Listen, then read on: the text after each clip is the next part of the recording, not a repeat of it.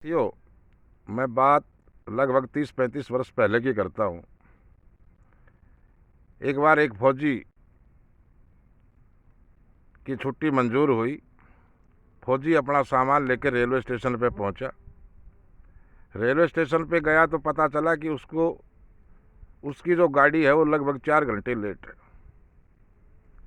अब 4 घंटे फौजी को बहुत लंबे लगे, तो वो सोचने लगा कि घर जाके आपको सिविल ड्रेस की ज़रूरत पड़ेगी।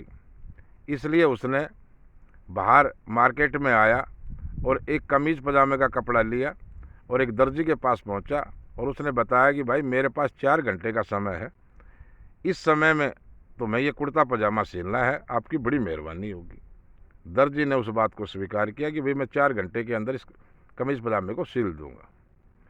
दर्जी ने 4 घंटे में कमीज़ पजामा सिल दिया, उसकी तय करके और फौजी भाई को दे दी। फौजी भाई की गाड़ी आई, गाड़ी में बैठ के बड़ी हंसी खुशी के साथ वो अपने घर पहुंचा। सुबह लगभग 4 बजे के करीब जब फौजी अपने घर पहुंचा तो उस समय तकरीबन गांव में सभी घर की औरतें हैं वो काम करने लग जाती हैं।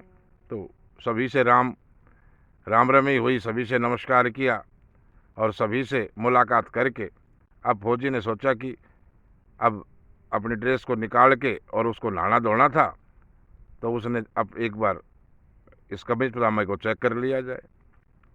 तो फौजी ने जैसे ही अपनी ड्रेस को उसको चेक किया तो उसने देखा कि पजामा काफ़ी लंबा है। तो वो अपनी माँ के पास पहुँचा कि माँ, इस पजामे को नीचे से एक बिलांद नेप के और इसकी सिलाई कर दे ताकि मैं नहाने के बाद इसको पहन लूँ। इसकी माँ दूध बिलो रही थी।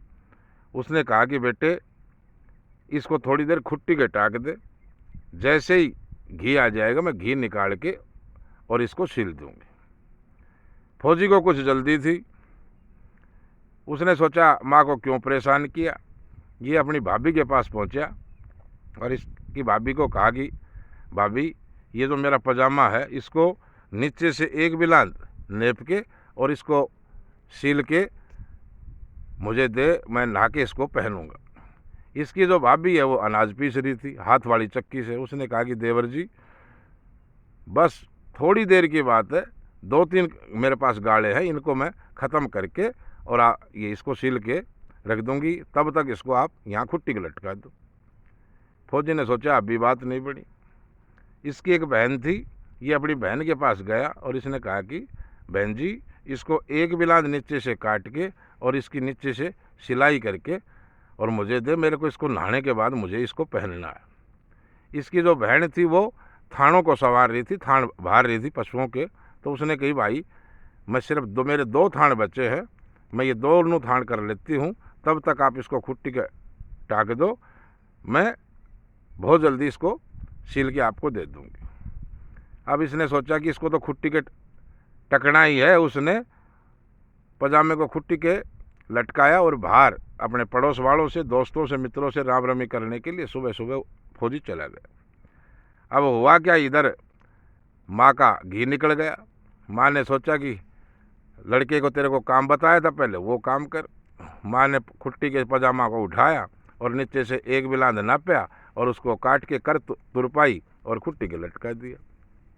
उसके बाद भाभी का अनाज का जो काम था पीसने का वो पूरा हो गया। उसने सोचा कि देवर ने एक ही काम कहा था, सबसे पहले वो काम करना है। उसने खुट्टी के से पजामा लिया, एक बिलांद नपा काट के और उसकी कर तुरपाई, उसको खुट्टी के लटका दिया। उसके बाद जो बहन थी उसके थान पूरे हो गए, सारी झाड़ू वगैरह निकल गई। उसने सोचा भाई कब कब काम की कहता है। वो आई, उसने खुट्टी के से पजामा लिया और एक बिलांद नपा और कर तुरपाई और उसको खुट्टी के टाक दिया। हुआ ये, जैसे ही फौजी भाई आया और अपना स्नान वगैरह करा और वो पजामा पहनने लगा तो हालात ऐसी होगी दोस्तों, ना तो वो कच्छा रहा ना वो पजामा। तो मेरा कहने का अभिप्राय है, ना तो अब एग्रीकल्चर है और ना रहा आपका कल्चर। संस्कार, शर्म, मर्यादा, ये चीज़ें सारी धीरे धीरे ख़त्म होती जा रही हैं। धन्यवाद।